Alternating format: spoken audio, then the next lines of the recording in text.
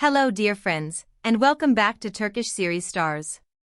Today we dive into a moment that has captured the attention of Turkish media and fans everywhere, a moment that reshapes what we thought we knew about a beloved pair. After months of whispers, after endless threads and late-night debates, Ebru Şahin finally addressed the rumors linking her to Akın Akınözü, and the way it happened could not have been more dramatic. For months, Ebru's stance was crystal clear. She wouldn't feed the gossip cycle.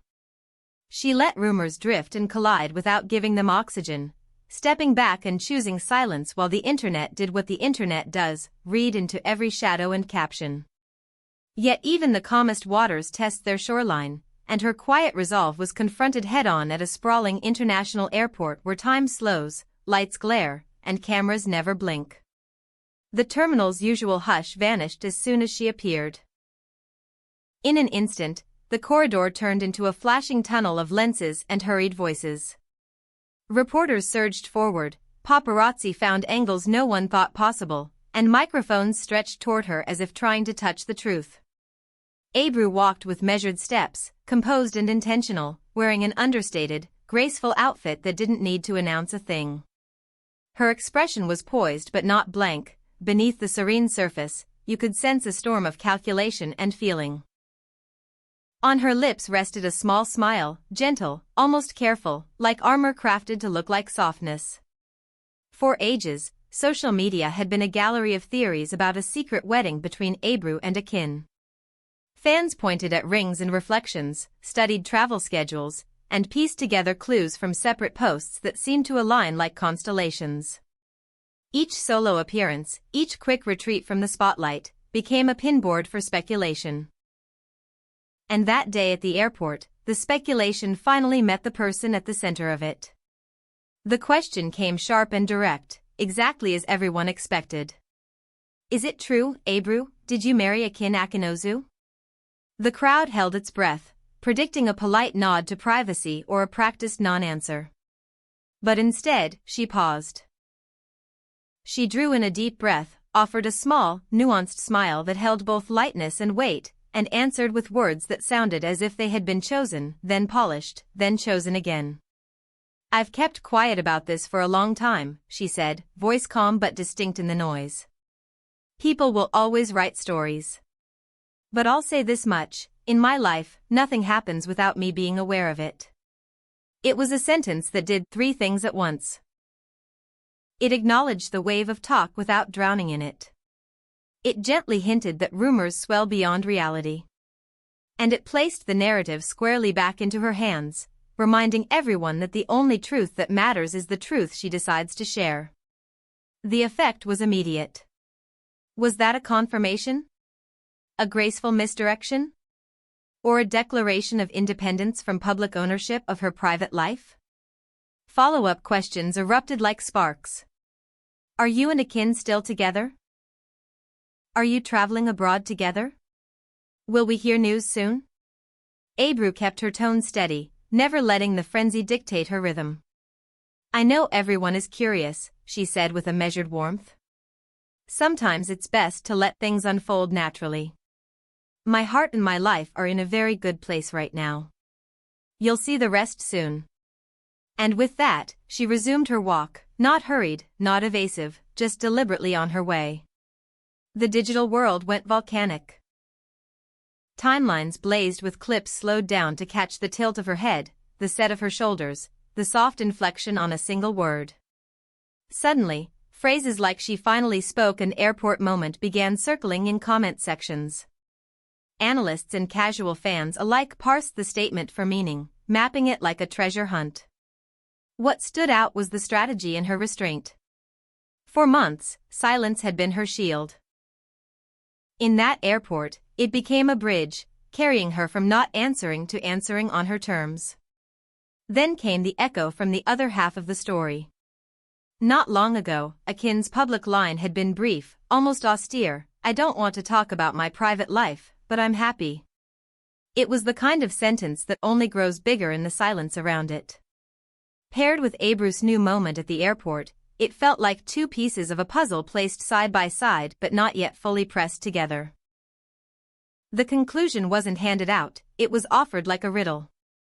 Still, something gentle and unmistakable hovered between those two statements, a shared happiness, guarded, tended to carefully, protected even from admiration. People close to Ebru whispered about impending shifts, not just in her personal life, but in her career, where timing is everything and decisions ripple outward. According to one source, she has been plotting her announcements like a director storyboarding a final act, choosing what to reveal, when, and how it should be framed. In that worldview, happiness isn't content to be displayed, it needs safeguarding. And nothing keeps a treasure safer than being placed precisely where only its keeper can reach it. The airport sighting, then, felt like a scene with intention. Not a random glimpse, not a fluke, but a marker planted at the edge of a new chapter. She signaled that she would lead her story instead of being led by it, that privacy is not a retreat but a boundary. Whether the moment was a disguised confirmation, an artful sidestep, or the opening notes of a careful reveal, the mystery remained intact, but so did the message. Make no mistake, Ebru shifted the gravity of the conversation. She transformed speculation into a strategy that keeps her safe and keeps the audience engaged. She reminded everyone that silence, when broken with purpose, can be louder than constant noise. The same sentence that refused to give everything gave just enough, and in the world of public lives, that is a rare and potent skill. Let's step back and sit with the atmosphere of that day. The fluorescent wash over the terminal floor, the rolling suitcases humming like distant bees, the clicking metronome of shutter after shutter. Ebru didn't race. She did not hide. She let the waves break against her and didn't get pulled under. Every few steps, she offered a glance, a nod, a word here, a word there, as if distributing breadcrumbs through the maze. She chose a tone that held no defense and no apology, a tone that said, "I hear you, but I'm not handing you the pen." It was a contrast to the energy around her, and that contrast made the scene unforgettable. Even those who were certain they would walk away with a headline found themselves writing question marks instead. A direct answer would have ended the conversation. What she gave instead kept it alive, and just as importantly, kept it hers. Back online, fandoms mapped timelines of sightings. Some pointed to flights Ebru and Akın had taken near the same dates, others found meaning in songs they shared or quotes they liked. There was talk of a trip abroad, perhaps for work, perhaps not, perhaps both. Theories formed, dissolved, and reformed like clouds changing shape in a brisk wind. Everyone was looking for the one frame, the one line, that would tilt the whole picture into focus. But what if the focus isn't the point? What if the point is the feeling that lingered after the cameras lowered? In that space, you could sense a quiet confidence from Ebru, and in Akın's earlier line about happiness, you could sense an echo of it. He didn't try to force narrative closure. He didn't deny, didn't flaunt. He let one true sentence do the work of 10, and Ebru's measured words later harmonized with it. Insiders suggested that commitments in their schedules might be part of why they have chosen such carefully measured public moments.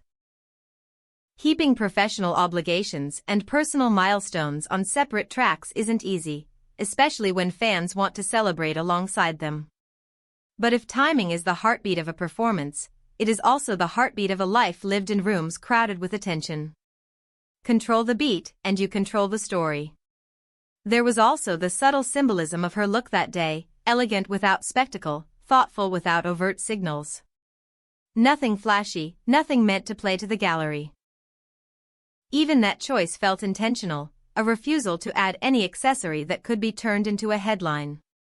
It told the same story her words told. You may look, but you do not get to interpret every seam as a statement. Hours after the encounter, entertainment programs replayed the clip, freezing her expression at key moments, overlaying commentary that ranged from sympathetic to speculative. And yet, even the most analytical breakdowns had to admit that her stance was consistent. For months she gave silence the stage, now she has given it a companion, a careful, select openness. Fans, too, caught the rhythm.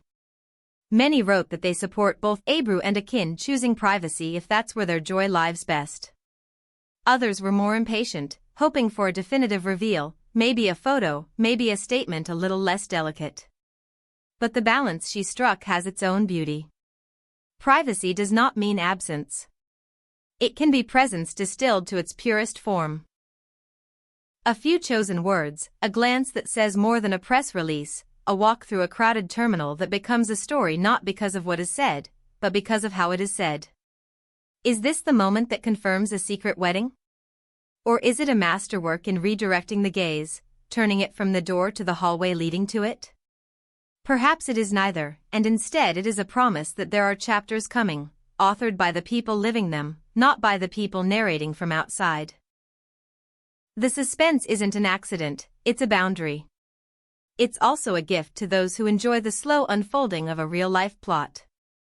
And if you listen closely to the tone of the conversation, Ebru's calm, Akın's earlier serenity, you hear harmony, not urgency. The thread that binds their remarks is a simple one: we are fine. It doesn't demand applause, and it doesn't argue with disbelief. It just exists, steady and assured. In a world that amplifies everything, that kind of quiet is rare. The airport moment will likely be remembered not for an explosive confession, but for its elegant restraint. It suggested a door opening without giving you the hinges. It told fans that sometimes the most respectful way to love the people you admire is to let them reveal their joy as they choose. And it told the industry that the rules can be rewritten anytime, anywhere, even in the echoing brightness of a departure hall. So where does that leave us? In a place of watchful patience, perhaps. Waiting is not the same as lacking. It can be an active choice, a way of participating without intruding. If the next steps for Ebru and Akın are indeed near, in their work, in their hearts, or in both, then they will arrive not as leaks, but as revelations with authorship. Until then, what we have is a feeling, a steady glow of contentment that refuses to be sensationalized. Thank you for staying with us through this closer look at a moment that said so much without saying too much. Do you think Ebru quietly confirmed a marriage with Akın, or did she deliver a brilliant redirection that keeps their happiness safe from the storm? Share your thoughts below, and as always, if you want every new development from the world of Turkish entertainment, make sure you subscribe, tap like, and ring that notification bell. Stay with Turkish series stars. The story may be theirs, but the conversation is always ours.